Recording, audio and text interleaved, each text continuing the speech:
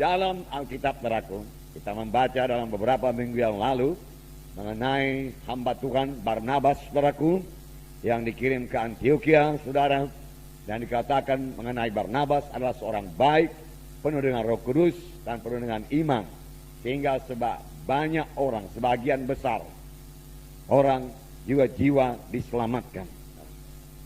Perbuatan baik selalu membawa jiwa-jiwa kepada keselamatan, saudara.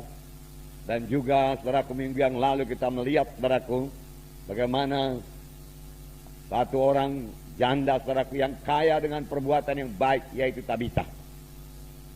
Lalu berbuat baik, suka berbuat baik, suka menolong orang. Dia mengasihi janda-janda yang lain.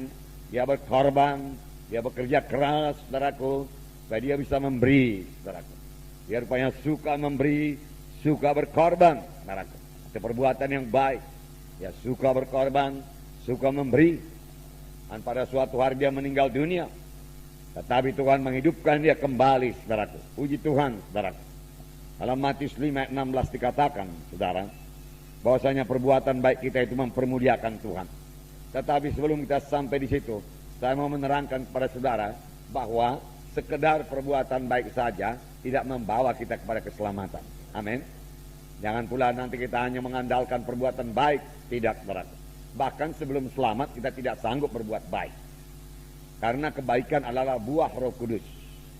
Tuhan Yesus berkata, hanya seorang yang baik, yaitu Allah, saudara. Begitu dalamnya arti kebaikan kepada Tuhan Yesus, saudara. Yang tidak bisa kita capai, saudaraku, hanya dengan, saudaraku, keadaan manusiawi kita, kesanggupan manusiawi kita saja, saudara.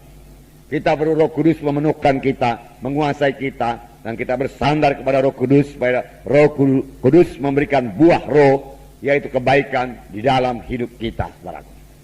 Nah, dalam Matius 5:16 dikatakan, saudara, Matius 5:16, demikianlah hendaknya terangmu bercahaya di depan orang, supaya mereka melihat perbuatanmu yang baik dan memuliakan Bapamu yang di sorga. Terangmu bercahaya. Terang anak-anak Tuhan, saudara, kita ini, saudaraku, terang Tuhan. Ya, semalam, saudaraku, Tuhan memberikan pengertian bahwasanya kelompok sel itu harus seperti mercusuar yang memancarkan terang. Terang itu ialah kasih. Kapan dalam satu kelompok sel tidak ada kasih, saudaraku, yang ada hanya mercusuar saja.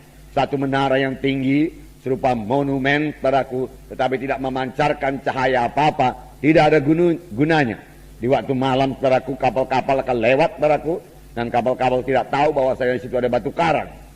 Ketabrak juga, saudaraku, dan rusak, boleh jadi tenggelam, saudaraku. Tetapi satu kelompok sel, saudaraku, yang memiliki kasih, saudaraku, adalah seperti mercusuar yang memancarkan cahaya itu, saudaraku, sehingga kapal-kapal yang lewat pada malam hari bisa selamat. Nah, di sini dikatakan biarlah terangmu bercahaya. Kemudian dikatakan lagi, supaya mereka melihat perbuatanmu yang baik, perbuatan yang baik, perbuatan yang baik, dan memuliakan Bapamu yang di sorga. Haleluya. Nah, saudaraku yang kasih dalam nama Yesus, dalam Ibrani 10 ayat 24, kita harus saling mendorong, saling menguatkan untuk berbuat perbuatan baik. Amin, saudara. Perbuatan baik. Amin, saudara. Haleluya. Semua kita mau melaksanakan perbuatan baik. Haleluya. Sebab dengan demikian nama Tuhan kita dipermuliakan, nama Yesus dipermuliakan, saudaraku. Mata dunia memandang kepada kita, dan kalau dia lihat kita ini orang baik, saudaraku, berbuat perbuatan yang baik, saudaraku, dia tahu kita orang Kristen, lalu nama Tuhan dipermuliakan. Amin.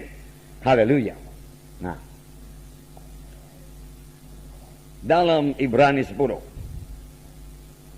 ayat 24,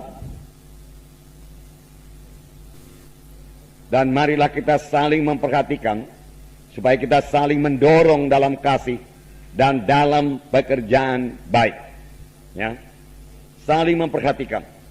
Ya, anak-anak Tuhan juga harus memperhatikan anak Tuhan yang lain, tidak memperhatikan dirinya sendiri saja.